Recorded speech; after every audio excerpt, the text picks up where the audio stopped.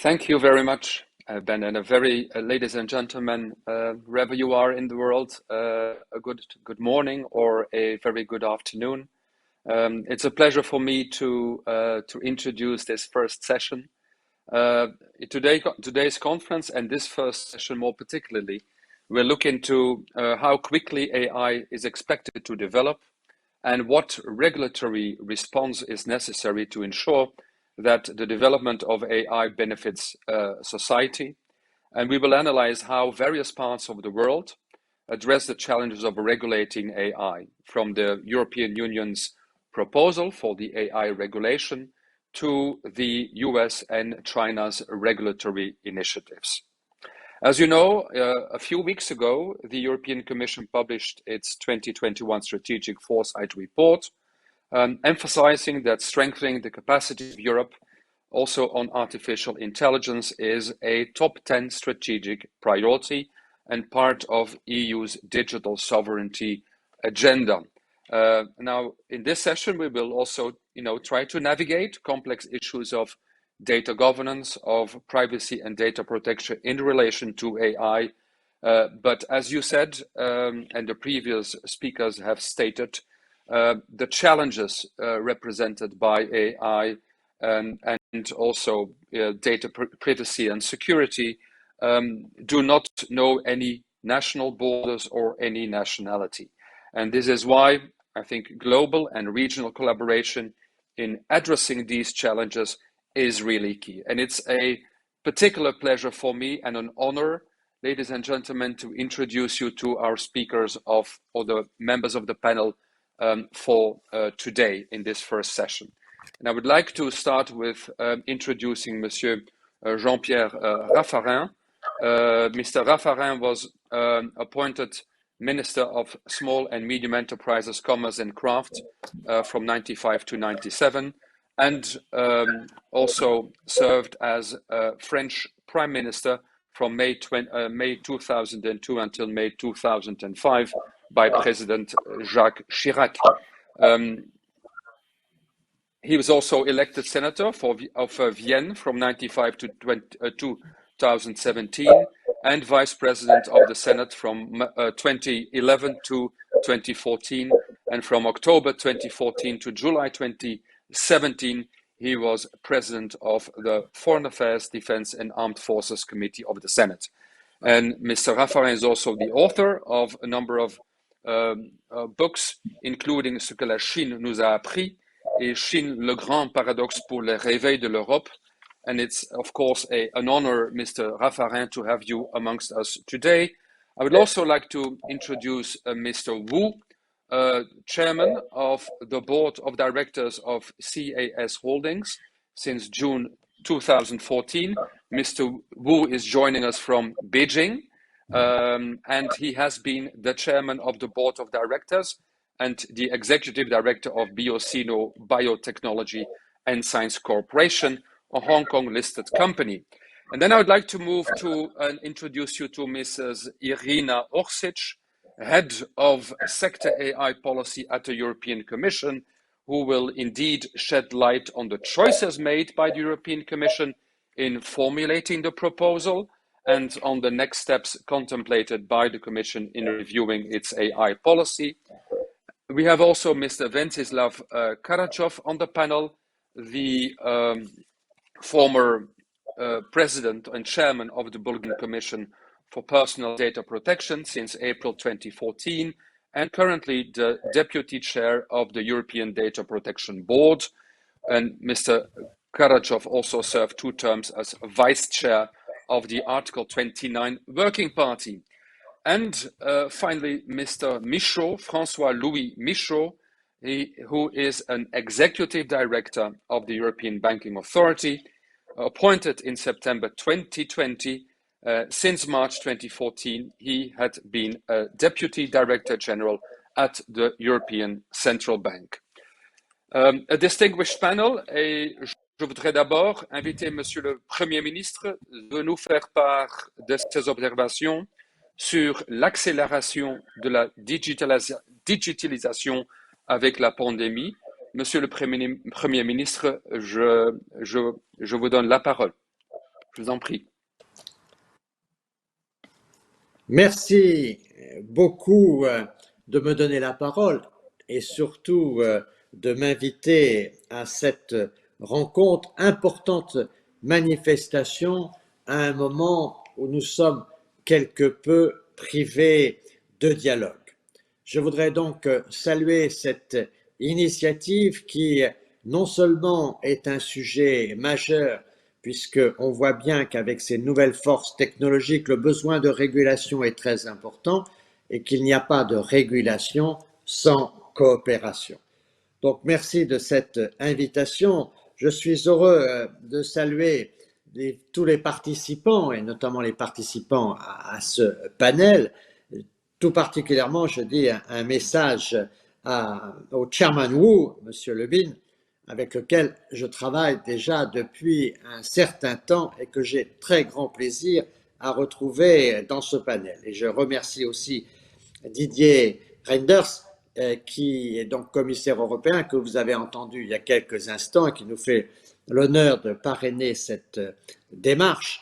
Et je voudrais vous dire combien je suis heureux de voir les partenaires européens et les responsables de la Commission bien vouloir s'exprimer dans cette rencontre, car pour nous, Français, sur ces sujets-là, l'Europe est très importante et nous avons, avec le commissaire Thierry Breton, beaucoup de proximité pour à la fois développer ces technologies, utiliser ces technologies dans tous les sens positifs, comme on l'a vu par exemple dans les questions de santé avec la pandémie, mais aussi naturellement poser les questions qui sont très importantes, et notamment la question de la souveraineté, puisque cette pandémie a aussi révélé toutes les difficultés que nous pouvions avoir en matière d'approvisionnement de tel ou tel produit de première nécessité. Et donc, il faut essayer de trouver, avec les questions de régulation, cet équilibre nécessaire entre la coopération, évidemment, et la souveraineté. La souveraineté intégrale n'est pas aujourd'hui autre chose qu'une utopie, mais il est clair que sur un certain nombre de sujets, chaque grande force a besoin de souveraineté, mais on a aussi besoin de coopération. Et notamment sur l'intelligence artificielle, où les progrès vont à une rapidité exceptionnelle, nous voyons bien que nous avons besoin à la fois chaque défendre ses propres intérêts, mais aussi de participer à la coopération internationale. Dans ce que nous fréquentons aujourd'hui, il y a évidemment des tensions très importantes qui rendent ce monde très dangereux. Et donc, je crois qu'il faut bien avoir en tête que aujourd'hui, nous ne sommes pas dans une situation internationale apaisée et que tous les efforts que nous faisons les uns et les autres pour essayer de maintenir des hauts niveaux de coopération, pour essayer d'améliorer les questions de régulation, on voit bien que nous faisons ça dans un contexte qui est un contexte extrêmement tendu. On parle beaucoup de la tension entre les États-Unis et la Chine, mais on voit bien qu'il y a beaucoup d'autres tensions aujourd'hui dans notre monde et que notre monde, sans doute, est un monde qui connaît moins la coopération qu'il n'a pu le connaître dans le passé.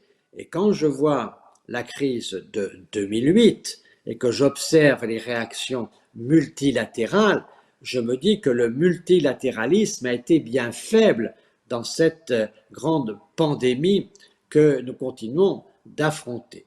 Et donc, nous avons difficulté à construire des actions communes, et même si le virus, lui, ne respecte pas les frontières, nous nous sommes trouvés les uns et les autres dans une sorte d'isolement national où chacun trouvait des réponses à ces questions, avec certes, heureusement, des coopérations, on en a eu sur les masques, on en a eu sur les vaccins, mais au total, le niveau de coopération, le niveau de multilatéralisme a été globalement plus faible que pour la crise financière de la fin des années 2008 et 2010. Donc, monde extrêmement dangereux et donc monde qui connaît actuellement cette double accélération, accélération des tensions et accélération des technologies. c'est-à-dire au fond accélération des tensions et accélération des besoins de coopération. Et ça, je crois que c'est quelque chose de très important à bien avoir en tête, surtout qu'au fond, les technologies, la pratique, mais aussi la conception des technologies aujourd'hui est beaucoup plus rapide que ne peut l'être la régulation. Et donc, dans cette course de vitesse, les innovations l'emportent sur les régulations. Et donc, il faut toujours, et c'est pour ça que le dialogue entre nous est si important.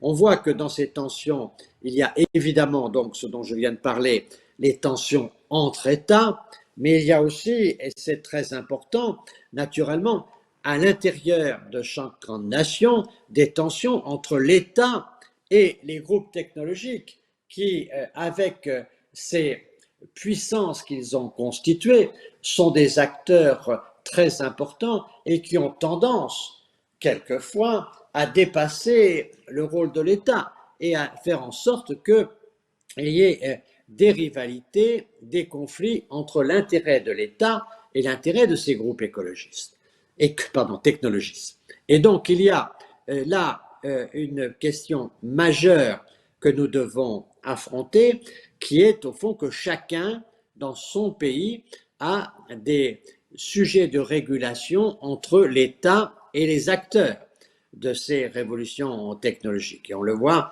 aussi bien aujourd'hui en Chine qu'aux États-Unis.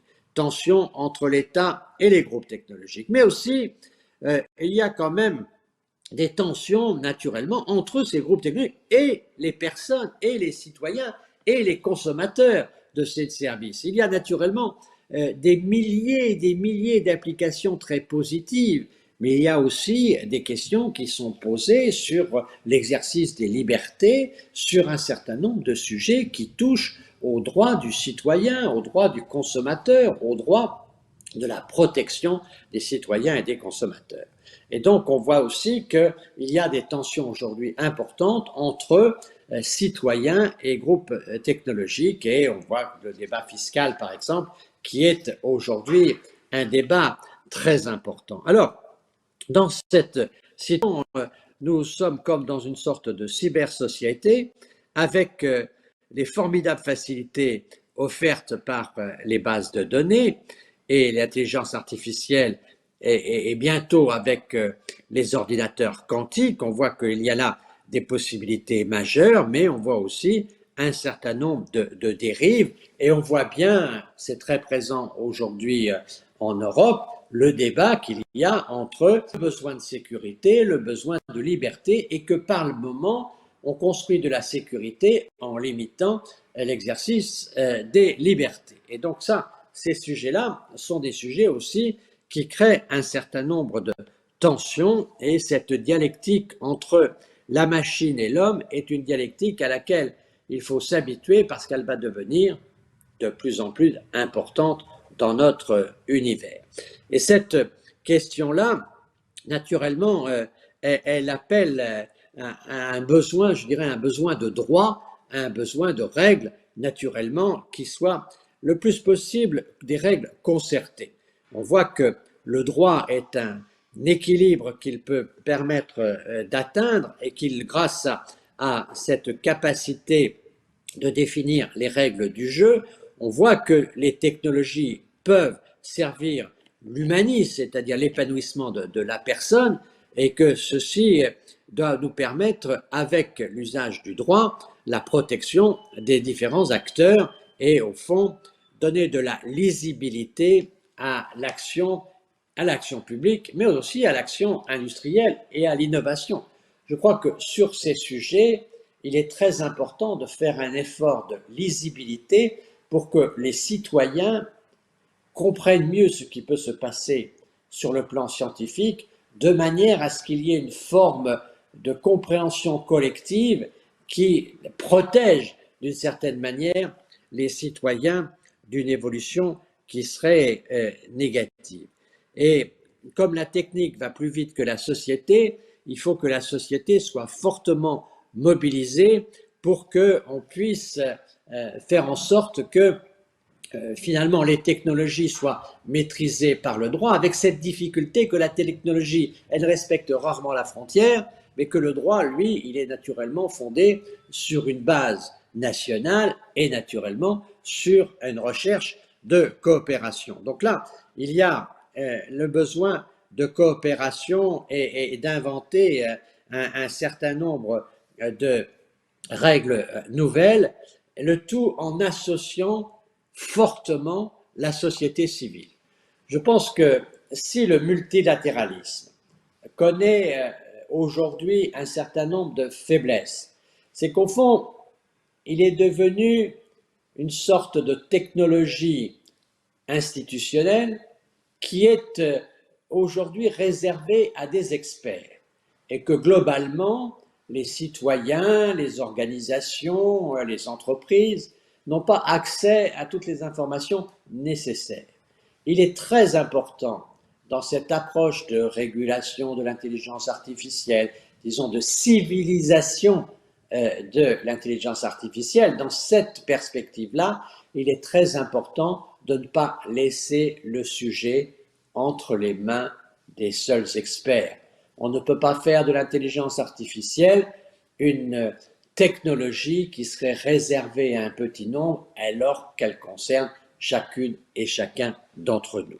Et donc, associer la société civile, associer notamment les plus jeunes dans la perception de ces questions très importantes, je crois que c'est un élément très important de rénovation de l'approche multilatérale. Cette approche multilatérale, il faut essayer de l'inventer, sachant qu'on est aujourd'hui dans une période légèrement plus favorable que celle que nous avons connue. Il y a encore quelques mois, avec la présidence américaine de M. Trump, nous avons connu un fort recul du multilatéralisme, puisque à l'époque, quand il y avait difficulté, un grand partenaire se retirait. Ce fut le cas au début à l'UNESCO, il y a déjà un certain temps, puis ce fut le cas à l'OMS, ce fut le cas dans un certain nombre de sujets, y compris pour les arbitrages de l'OMC. Et donc, on voit bien qu'aujourd'hui, avec la nouvelle présidence américaine, on a un retour quelque peu aux pratiques multilatérales. Mais sur ces sujets qui sont les sujets des hautes technologies, de l'informatique quantique et tout cela, on voit bien que notre organisation multilatérale n'est pas suffisamment puissante. Et donc, c'est un appel à un multilatéralisme de l'intelligence artificielle que je voudrais terminer cette intervention initiale. Nous avons besoin d'une coopération renforcée dans cette matière. Cette coopération, elle doit être multilatérale. L'action internationale, quand elle n'est pas multilatérale, elle apparaît toujours intéressée. Elle sert les intérêts de quelqu'un. Et dans cette compétition aujourd'hui des nations, dans cette situation dangereuse des relations internationales, nous ne pouvons pas laisser les acteurs qui agir seulement dans leur seul intérêt. Il faut aussi penser à l'intérêt global de l'humanité, au fait que nous sommes dans une forme de perspective de destinée qui nous met tous ensemble face au même problème. Je pense que c'est un point très important de l'évolution du monde international. Aujourd'hui, par exemple, l'idée de planétisation des consciences, le fait que nous avons à sauver la planète pour sauver l'humanité. Cette idée-là, elle est présente dans chacune des nations. Et au fond, chacun se souvient que le discours du président Xi Jinping, quand il signe l'accord de Paris, et le discours du président Biden, quand il rejoint l'accord de Paris, au fond, sont des discours qui ont beaucoup de points communs.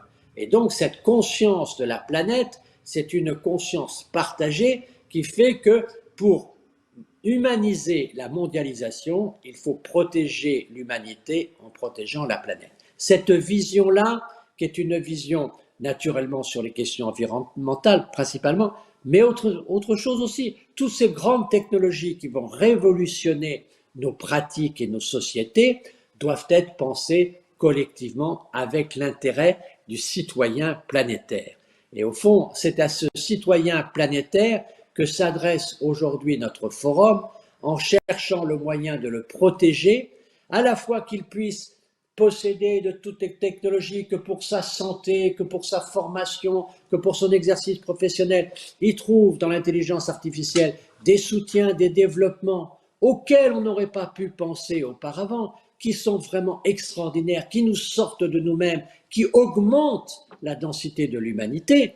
Donc il y a des forces exceptionnelles de progrès, mais naturellement, il faut protéger ce citoyen planétaire par une conscience de relations internationales planétaires, c'est-à-dire par un multilatéralisme des hautes technologies.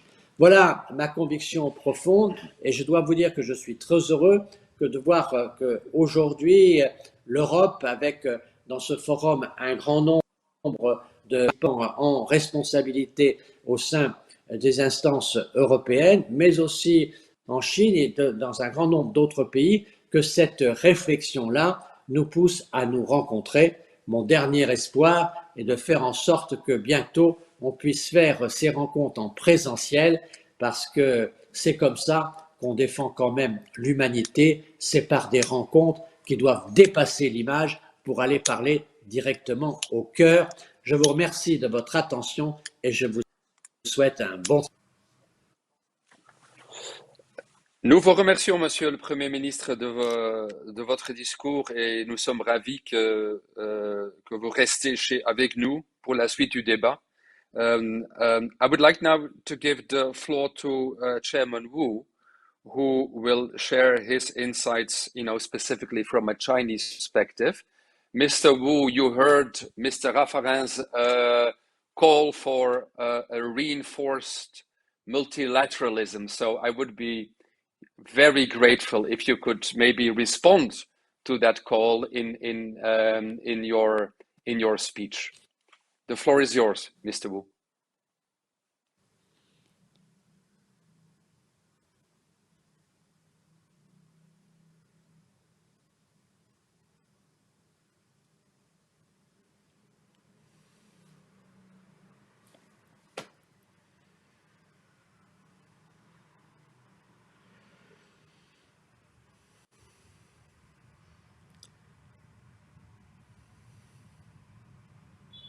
Microphone.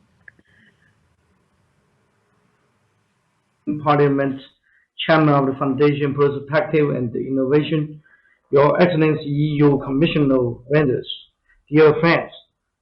I was able to attend the first two physical RAID conference events in Paris.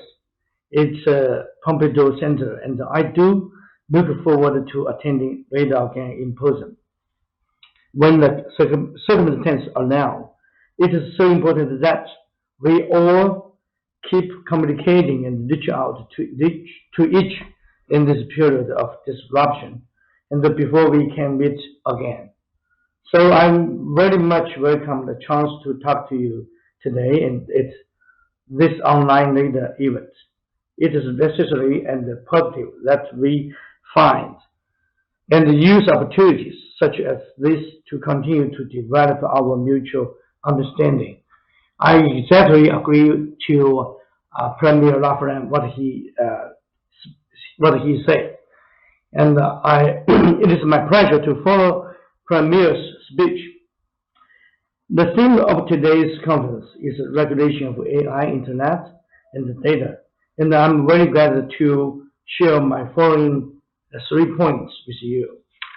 And first, the coming of intelligent society. I use 5 apples to conclude the development of a human intelligent society. The first apple is the apple of Eden, apple of Adam and Eve. It stands for curiosity, the human instinct for seeking knowledge, the original human wisdom, and the driving force of science. The second apple belongs to Newton, which impaired both of 3 laws of mechanics and the law of gravity. Bringing mathematics into various disciplines of natural science, it is a revolution of science. The third apple ended Turing's miserable life, but combines computing with machine.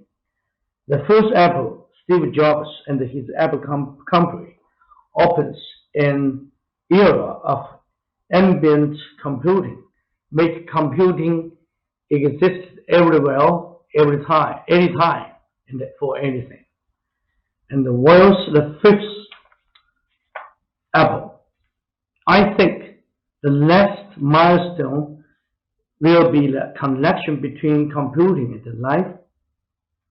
And the one is life digitalization, such as BCI technology, brain computer interface, and another one is digitization life, such as robot.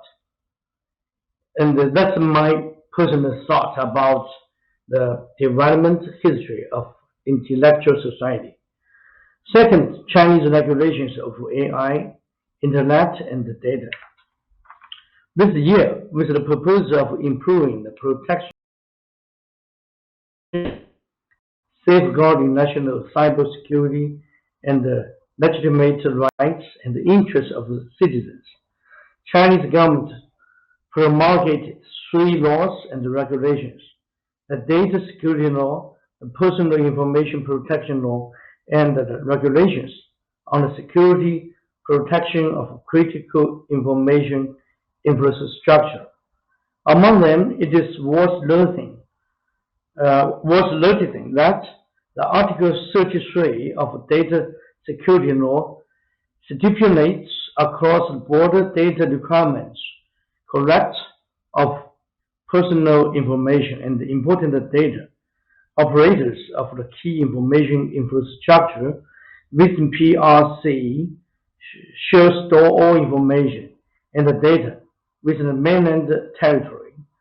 For all collected or data handlers within the mainland territory, if they want to export of important data from the mainland territory, they must consult or they need to have the approval from the State Council for security management measures. Third, embrace the great change. The title of time is irreversible. The story of Edison and Tesla is certainly familiar to everyone. We can choose to be the one who wears the hat of the king of invention, but hinders the development of AC electricity. Or we can choose to be the real leader of times, the innovator that affects the world. They are possibly 3 roads ahead of us. The first one is short-sighted, refusal to change, and will eventually be eliminated by times. The second is to adapt to the trend and enjoy the achievements of scientific and technology progress. But the third one is the best one, to meet the change of times. So, and I think I totally agree with LaFrance's points. And my point just expressed about 3 points. That's my overall share today. Thank you very much. Thank you so much, Chairman Wu, for sharing your thoughts. And again, it's great that you are taking the time now in Beijing to join us. I would like just to open up the floor for the discussion and the panel.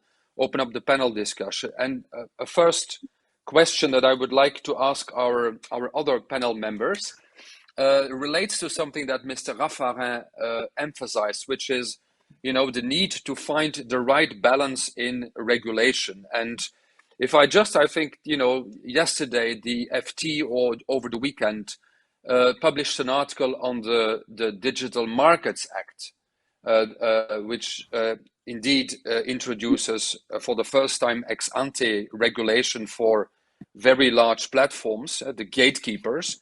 And, the article reports that there are kind of huge divides, even in the European Parliament, between certain members and parties who feel there should only apply to the largest platforms, and others saying no, it should be much wider in scope. Certain people saying all representatives, members of parliament, saying that only core digital services should be in scope. Others saying no, others types of digital services should also be in scope. So these topics are complex, of course, and there are, I think, also in Europe still deep divides about the I would say the direction of travel.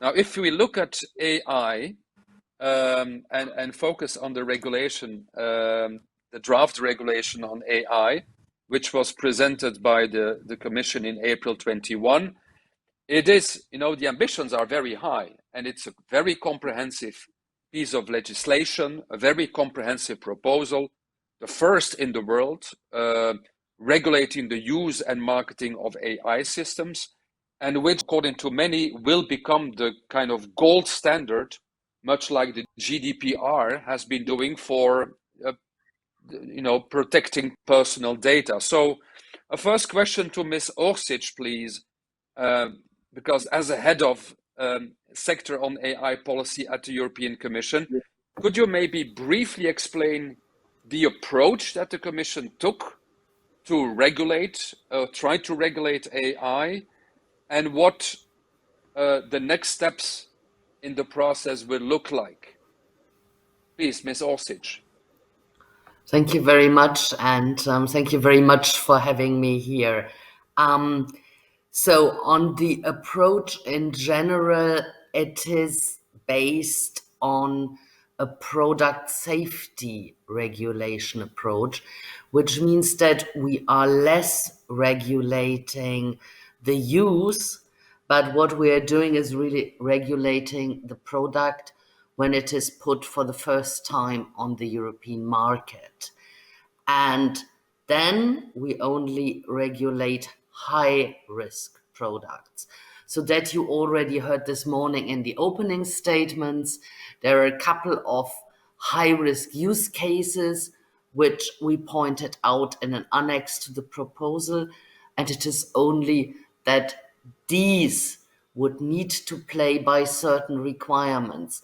So again, this is an obligation which is put on the provider of the artificial intelligence system. And what we want to achieve with that is that we don't want to regulate a concrete technology, but we want to have safety and fundamental rights protection for certain of the users.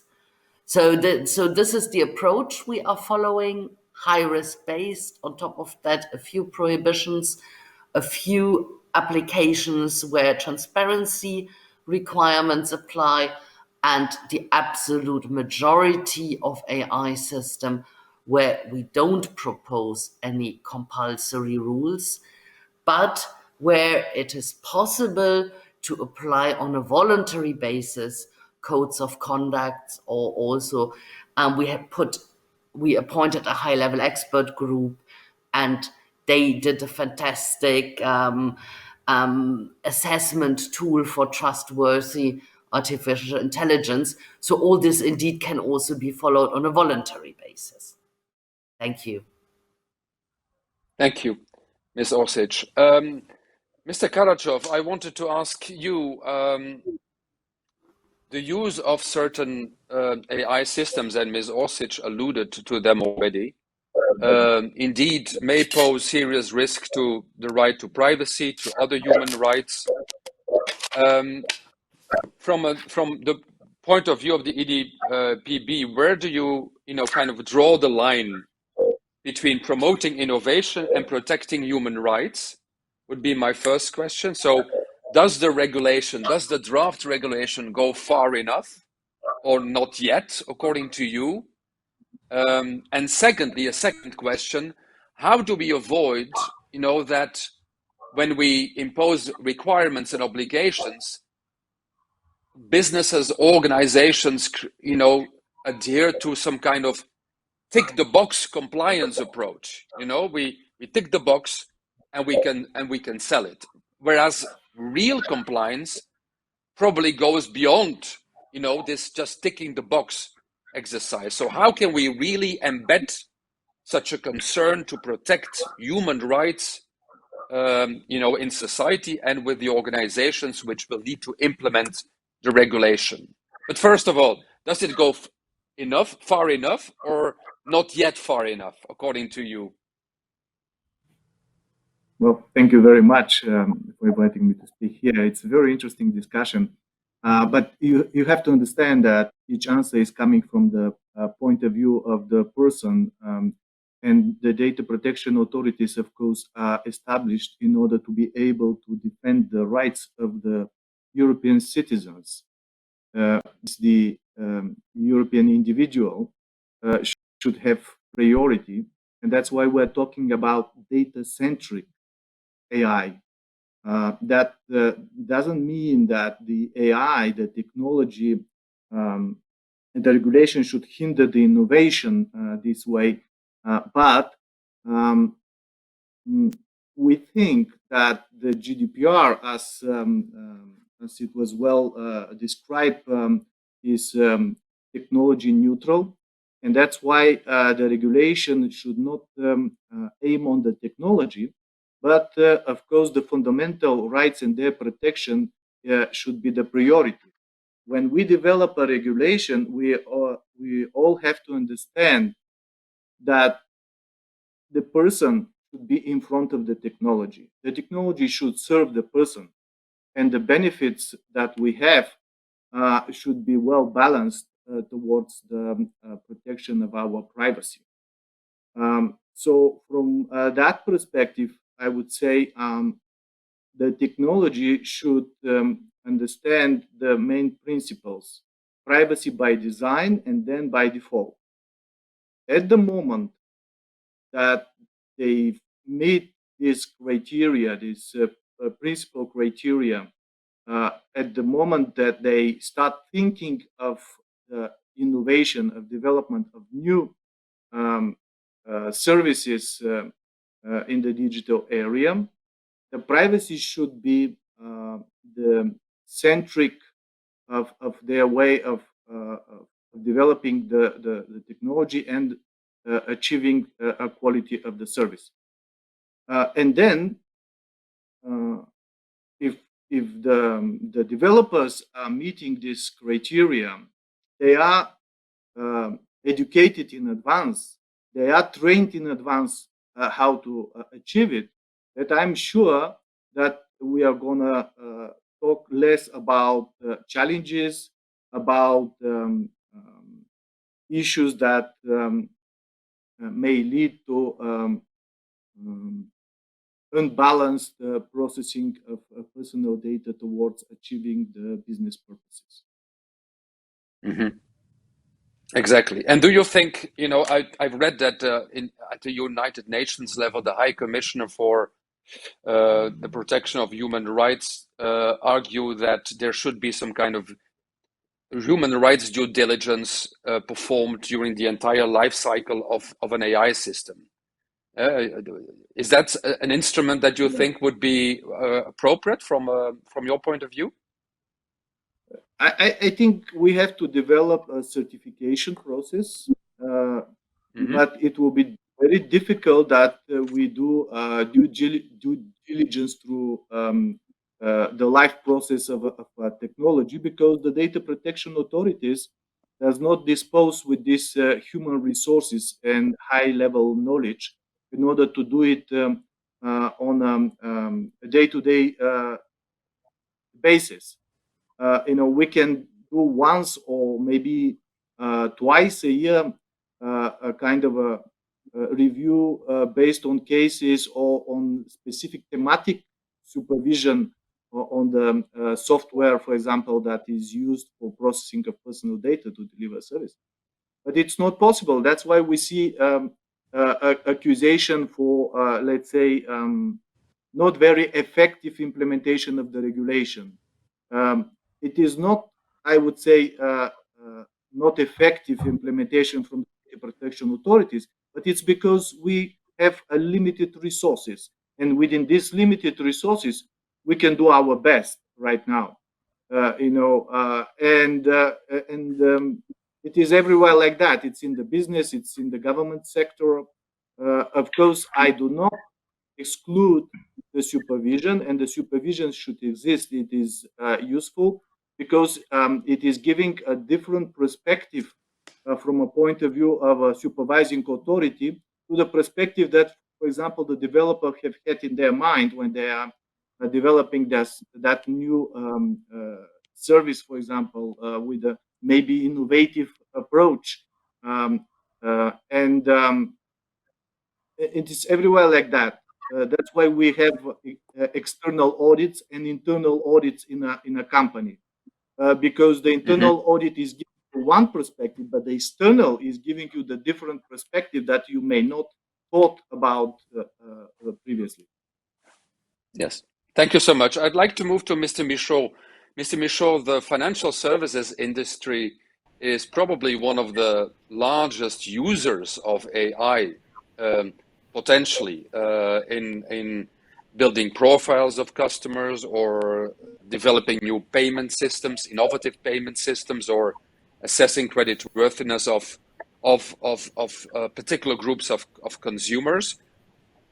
Is there a risk, of creating some kind of financial exclusion in certain ways of groups of customers in your industry? And if so, do you think the draft act addresses that concern, or is there any additional guidance specifically for financial services required? Thank you very much, and good morning, all. Very happy to be this morning with you on this essential topic, or very critical topic, I'd say. As you say, for the financial sector, this topic has a special meaning. Why is that? Because financial intermediaries are essentially about dealing with asymmetries of information. So information is the essence of their business, and it's very obvious that with artificial intelligence, they can substantially boost their capacity to acquire, to analyze, to use information. And this means more sophisticated business decisions, potentially, for credit origination or for investment. But this also means better risk management, potentially. They could mitigate much better the risks if they would do it right. So this is a topic which has potentially implications for financial firms, both from a front office, medium office, or back office perspective. So the entire organization can be potentially affected in a good sense or in a not so good sense. Indeed, there are three main aspects that one we need really to think about when it comes to artificial intelligence for financial firms. The first aspect is input data. What kind of input data are we using? How do we collect them? Where is it found? In which conditions is it collected, and so on and so forth. The second essential dimension is the engine used. What's the technology? What are the algorithms used? Who developed that? What was the purpose? What were the parameters? What was the thinking of the people who developed those algorithms? What were their targets? And the third dimension that one needs to keep in mind is the use of the outcome. How does that influence the business decisions? How does that influence the risk management decisions?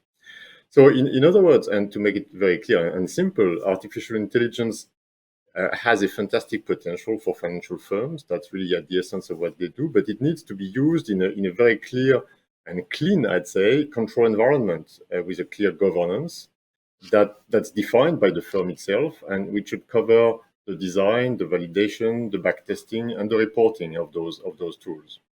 Why is it so important? And you mentioned the financial exclusion problem potentially.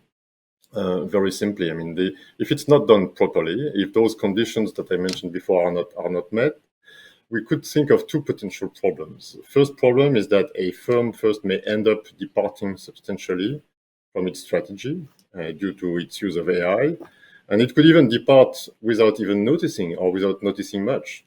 If AI tools, for instance, are used in a very decentralized manner in-house, the inputs and the outputs may incrementally not fit at all within the firm's official strategy, risk appetite, and so on.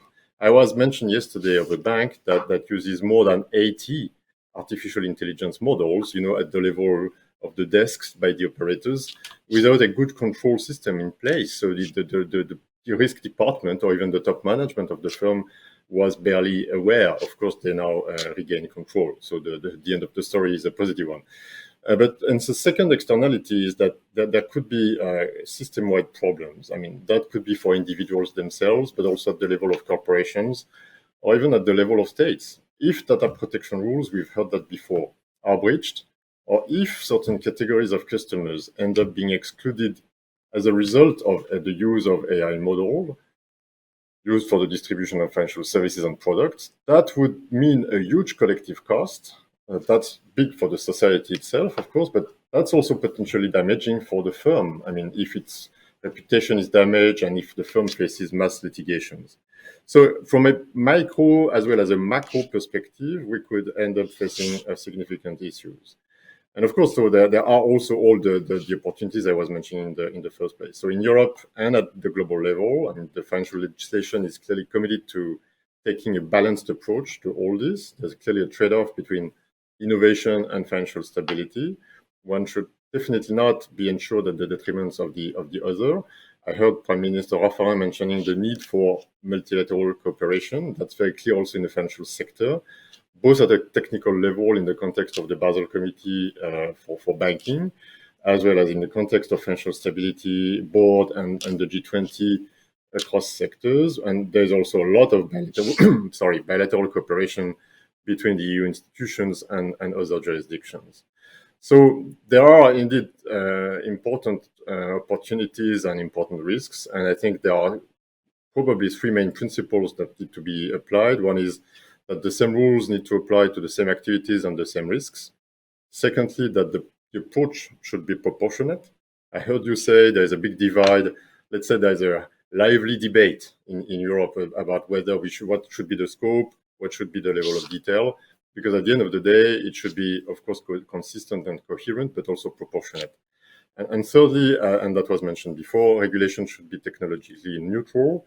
We should not, and it's moving fast, as we know, this technology, so there is no hope we can completely cope with the regulatory framework in time, meaning that we should be broad enough and principles-based enough in a way that ensures that there is enough stability, whatever the technology that's used. And I'll stop at that.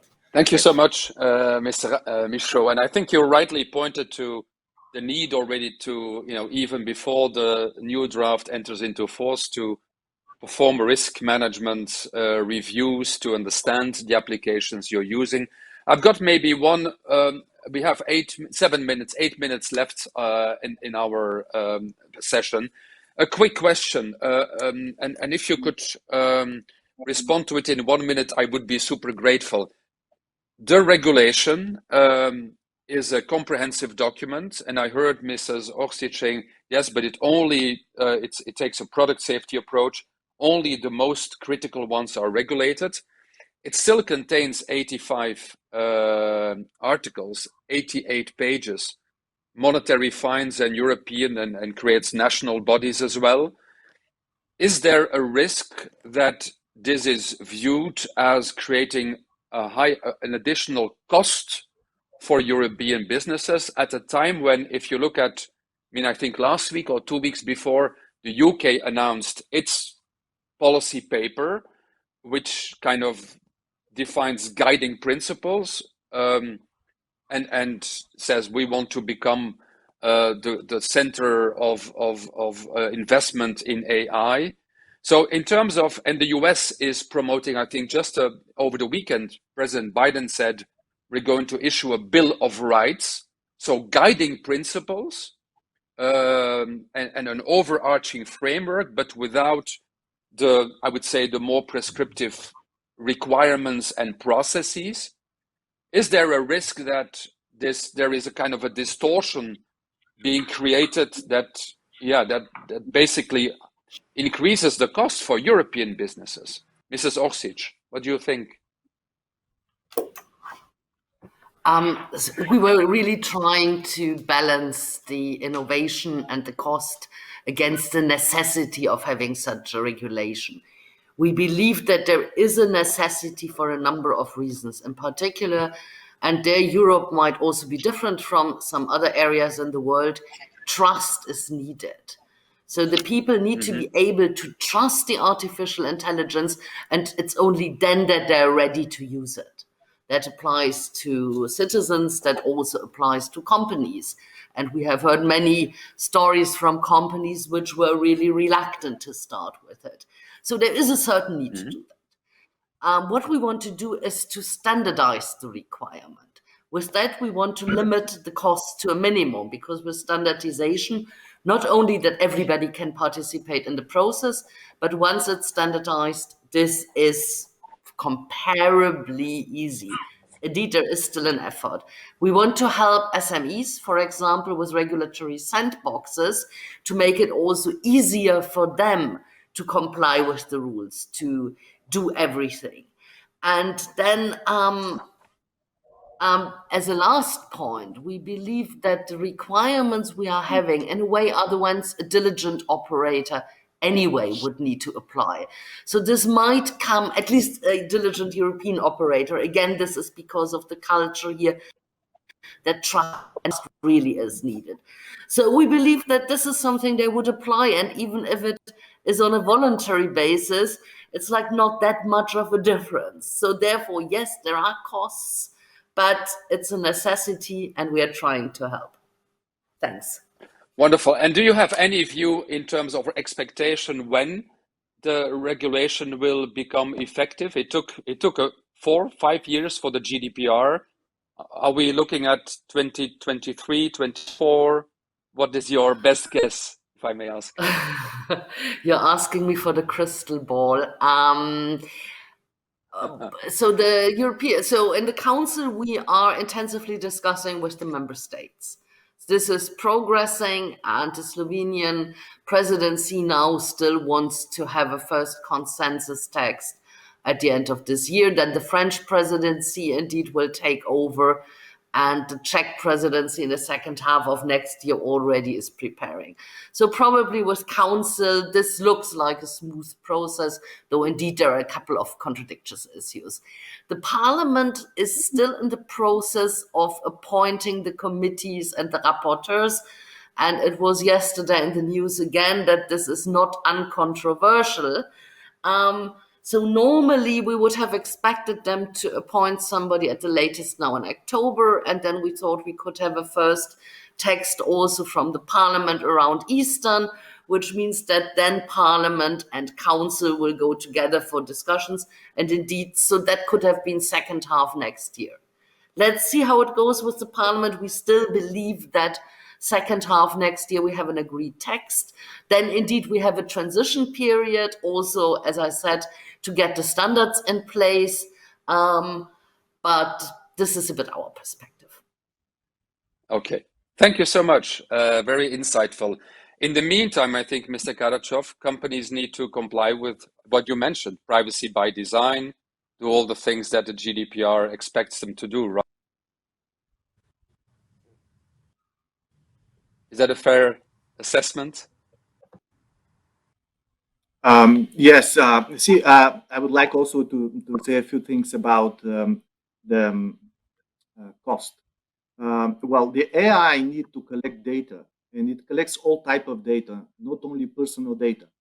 To the extent that AI collects other type of data, there shouldn't be additional costs, because the software or the approaches are the same. But when the AI collects personal data, raw personal data, not statistical data, anonymized data, and etc., then there are certain rules, and that's why the European Data Protection Board and data protection authorities are talking about observing certain rules like privacy by design and by default. It's because we understand that the service should serve the interests of the individual. You don't need a service that is low quality and that is unlawfully processing your data. We have to understand that at some stage, people start requesting quality services. And the services that are not quality services, sooner or later, will be not considered credible enough for the individual to use it. Yes. You see how many requests exist to the big networks to improve the quality, to include privacy rules, and etc., etc. And they are investing because they want their service to be considered credible enough by the users, and that's why, in this way, to make a better business. So I would say Indeed. that rules exist, and they have to be Yes. and business should comply with these rules. Yes. Because Thank you so otherwise much. we are producing something that is not useful for us. Yes. Thank you so much. I'm very conscious of time. I have more questions for Mr. Michaud and for Mr. Wu about, the Chinese government also announced that it would enact a new legislative proposal on regulating AI. But in the interest of time, we need to finalize this discussion. And I'd like to invite Mr. Raffarin. Monsieur Raffarin, vous avez parlé d'une adapted forms of multilateralism, des formes adaptées de multilatéralisme, du besoin d'avoir un multilatéralisme renforcé. Disons que on se met dans 12 mois. On s'est mis 12 mois, on a déjà avancé dans le multilatéralisme. Vous avez fait référence à l'élection de Monsieur Biden et le comité qui s'est mis en place entre l'Europe et l'Amérique sur Data and AI. Disons, on se met dans 12 mois. Est-ce que, selon vous, où serons-nous dans 12 mois? Est-ce qu'on a un espoir réel d'avoir plus de multilatéralisme dans ce domaine important, selon vous? Oui, je crois que dans 12 mois, on aura avancé sur deux sujets très importants qui ont été dits et énoncés tout à l'heure par un certain nombre de nos panélistes. Monsieur Michaud dit qu'il nous faut very clear and clean governance. Je pense qu'il faut réfléchir à ce qu'est la gouvernance claire et clean. Et donc, je pense que sur ces sujets-là, les consciences aujourd'hui sont au travail. Et puis sur l'autre sujet, we need not to forget the citizen. Et c'est la société civile qui doit être associée et la généralisation de la préoccupation dans nos sociétés. Et donc sur ces deux points, l'implication des citoyens et la définition de ce qui est une sorte d'éthique de l'intelligence artificielle, sur ces deux points, dans 12 mois, je crois qu'on aura avancé. Je remercie Monsieur le Premier ministre. Dear panel members, I was very privileged to lead this discussion. Mr. Wu, thank you so much for your participation. Mr. Michaud, Monsieur Raffarin, Mr. Karachov, Ms. Orsic, huge thanks. It was a pleasure to be with you today, and I thank you for your participation.